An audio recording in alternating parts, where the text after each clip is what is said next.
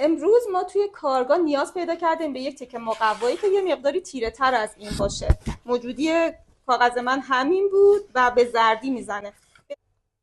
این اسمش هست فوتک. یه وسیله سنتی تو نگارگری هست که به کمک این رنگمون رو به صورت دونه‌های خیلی ریز میپاشیم روی مقوا و رنگ مقوامون یک مقداری تغییر میکنه. برای این کار ابتدا از چای، نسکافه یا اینکه ترکیبی از مرکب که توی این حل کرده باشیم نسبت به درجه رنگی که بخوایم یه مایع رقیقی رو آماده میکنیم. بعد به وسیله این ابزار به این شکل میذاریم داخلش و ذره های مایع رو میپاشیم روی مقوامون.